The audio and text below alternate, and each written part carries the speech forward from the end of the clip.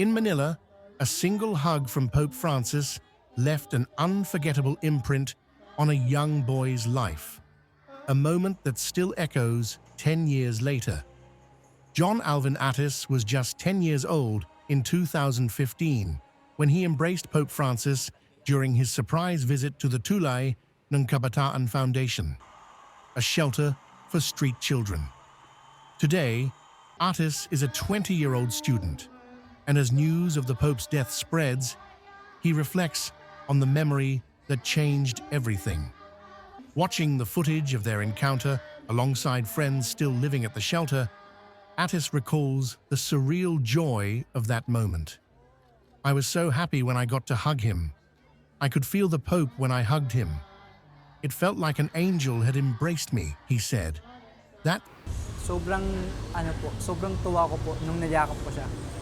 I was so happy when I got to hug him. I could feel the Pope when I hugged him.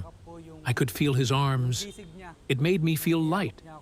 It felt like an angel had embraced me because it felt so unreal that I couldn't even fathom the feeling at the time. Kasi sobrang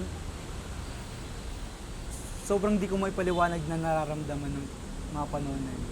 Fleeting embrace had a deep impact. The happiness we experienced from his visit was for life, Atis added. Even if it was already past 7 p.m., we were still celebrating, chatting about what had happened, and never forgetting that moment. Yung tuwa kasi na naramdaman ng bawat isa sa amin is the happiness that each of us experienced from his visit was for life. Even if it was already past 7 p.m., we were still celebrating his visit, chatting about what had happened, and never forgetting that moment.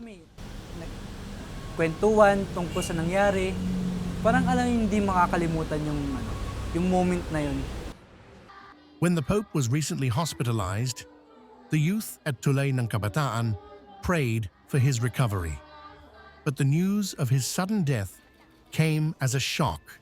We all felt sad because the Pope gave us happiness and memories we will never forget, Atis said quietly, holding the photo of their embrace Ang huli kasing on his balita sa phone. amin na The last we heard was that he was released from the hospital. So we were all happy. But then we heard he had suddenly died. We all felt sad because the Pope gave us happiness and the memory he shared with us. Those are the things we will never forget. Yung kasayahan na binigay sa amin ni Pope, yung memory na binigay sa amin ni Pope, yun hindi namin malilimutan.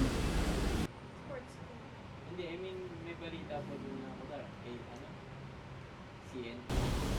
Pinagdarasal ko na lang na I pray and hope that he is happy wherever he is now, together with the Lord our Father.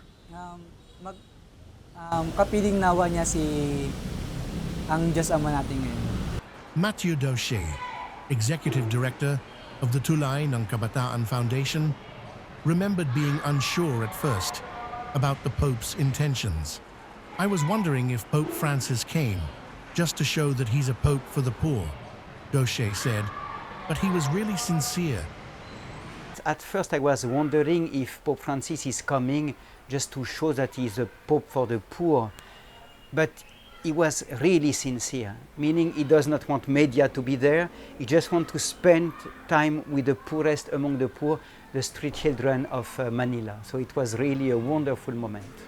Pope Francis's visit to the Philippines in 2015 was historic, drawing over 7 million people to a single mass. But for John Alvin Atis and his friends, the most meaningful moment happened away from the crowd, in the warm embrace of a Pope who truly saw them. Now, as the world bids farewell to Pope Francis following his death from a stroke and cardiac arrest, the children he once held close remember a leader who not only preached compassion, but lived it, one heartfelt hug at a time.